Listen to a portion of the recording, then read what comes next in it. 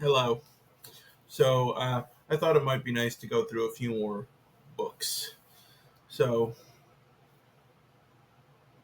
let's go through a few more books, starting with The Dream Songs by John Berryman, which I mentioned in the last book video that this is my favorite book of poetry. This is one of my favorite books ever by anybody. I just think it's gorgeous. I think the character of Henry, who is obviously kind of a stand-in for Berryman himself, had a lot of the same issues in his life that Berryman was going through. With women and with alcohol and with feelings of self-loathing or you know resentments. But it's a fascinating character portrait told in this very kind of expressionistic way, where it's not a straight narrative. It's more of a character piece, but I think it's very much worth reading. It's probably one of my top 10 books of all time. You got Fight Club by Chuck Palahniuk, I believe is how you pronounce it. Uh, I've tried to read a couple books by Chuck Palahniuk. He's like a little macho for me, and this is no exception. But I do think, just from a writing perspective, this is the best written book by him that I've tried to read.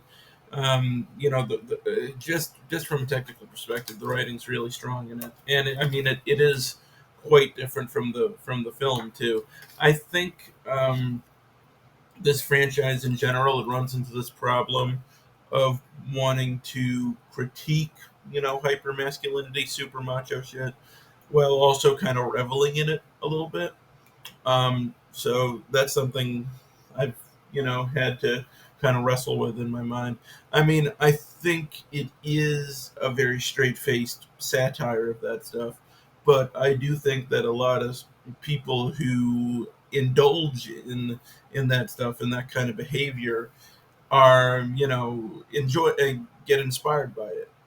You know, kind of similar to the whole Joker thing, where people will take a character who's portrayed in an empathetic way, but obviously, his actions are not condoned, and they identify with it on a personal level, use it to justify their own actions. So that's a little weird, but that's not Chuck Palahniuk's fault. If anything, he just made the satire too effective and accurate. So what can you do?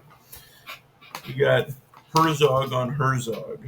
Um, I also have one of these that's David Lynch themed, which I'll get to later. But Herzog is just a fascinating guy. I like him more as a person and a writer and a thinker, even more than I do as a filmmaker. I mean, I've seen a few of his narrative films, and they're good. I'm not a huge fan. I'm more of a fan of his documentaries, but beyond that, I'm more a fan of him as just a guy. I love the way he talks. I love the way he thinks. He's got the coolest voice in the world, and he's just a really intense, interesting person. And so, books like this, where you can really get into his brain and get into his process, are very interesting. I mean, he wrote a fantastic book that we'll get to eventually about the making of a movie he did called Fitzcarraldo, where he had to basically, him and his crew had to drag a steamboat up a mountain. And that was a fascinating read. Um, and this is as well. I could listen to this guy talk about movies or about anything all day. He's in The Mandalorian. Have you seen The Mandalorian? He's the one who says, "I want to see the baby." He's that guy. And speaking of fascinating people, just kind of talking about whatever, this is a book about Shane MacGowan, and it's really just a collection of interviews between MacGowan and, I believe, she was his wife. She was at least his girlfriend, but I believe they got married. And it's just, once again, this is just a guy with a really fascinating point of view, and a guy who's been through a lot and has a lot of insights. and just a really fun, fascinating, odd person. Sorry about the alerts. But yeah, Shane MacGowan, songwriter for the Pogues. If you haven't heard the Pogues, they're a fantastic band that kind of blended Irish traditional music with punk. I do recommend checking out If I Should Fall from Grace with God and Rum Sodomy and the Lash. Those are probably the best place to start. But brilliant songwriter and just a really weird, interesting person. Crying of Blood 49. I thoroughly enjoyed this book. It's by Thomas Pynchon, except you can see it's very short. And I remember getting into an argument with my teacher in class about how I thought the ending was very unsatisfying. And I mean, I like an ending with some ambiguity, but it just kind of literally feels like he just ended this in the middle of the story, and there was so much more to tell. But beyond that, and I think he was trying to make some statement about, like the enormity of the issues that the main character was dealing with, and how there are certain things that are just too big to be known or rationalized. But whatever. It's a really good, fun book. It's kind of zany and bizarre, and I would recommend reading it. But you know, I wish it was twice as long, and I wish it had a more satisfying conclusion. But that's just me. Um, Complete Stories of Flannery O'Connor. I love Flannery O'Connor's work. She's influenced me a lot. I mean, not to talk about like I write. I mean, I'm not a writer. I don't do it professionally, but I love to write. And Flannery O'Connor's her writing style and her outlook has been like one of the biggest influences for me on the kind of stuff that I want to do. And there was actually just recently a really good film about her, directed by Ethan Hawke, with his daughter Maya, playing Flannery. It was called Wildcat, and I think that's going to be an underappreciated film this year. I do really recommend checking it out.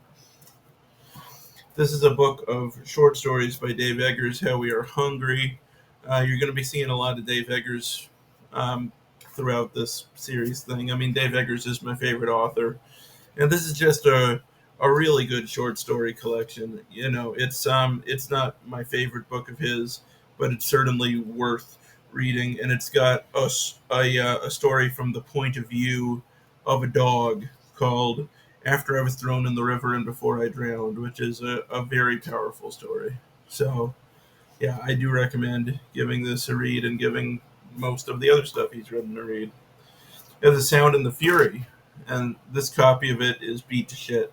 But The Sound and the Fury is one of the books. Oh, and I have it here too, as I lay dying as well. These two made a huge impact on me, right? And I read Sound and the Fury first, and it just taught me so much about investing in a character, right? That it's not about I think there's a fine line between really good acting and, for example, really good character-based writing or really good singing.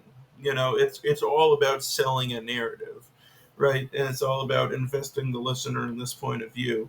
And so he did that in this like egoless way in Sound and the Fury that I found really inspiring, where he starts it from the point of view of this character, Benji, who does not talk like William Faulkner talks. I mean, he's got some developmental stuff going on, and he just communicates in a very different way than Faulkner typically communicates. And starting a book in that way, could turn people off, could give people the wrong idea who aren't familiar with Faulkner, but he doesn't care. It's the way he wants to tell the story, it's the character he wants to depict, and he just throws himself into it completely and sacrifices his own voice. And he does that multiple times throughout the book. It's from multiple people's point of view, and he just disappears. And it shows. how versatile he is as a writer, number one, and number two, it just so clearly illustrates, the potential of character based writing, and just of creativity in general, like how how many directions you can take a story like that in, and that really the only limitation on it is your imagination, right? And then As I Lay Dying is just a gorgeous book that's told, not in as an experimental way, but still in quite an experimental way. And rather than, that obfuscating the story or making it feel pretentious, it makes it feel so much more emotional and personal. So those two books have always been super inspiring to me. This is just a little zine slash pamphlet thing by the Cards Against Humanity people. I used to try to collect every Card Against Humanity ever printed, and then I learned that they just surreptitiously just add cards every time they do a new edition of the game.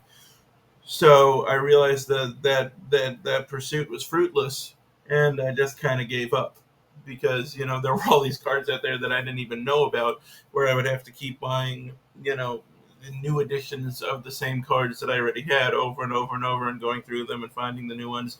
So it was an exercise in futility, you know, and it still just tears me up inside, But I'm trying to move on from it emotionally. It's a fun game.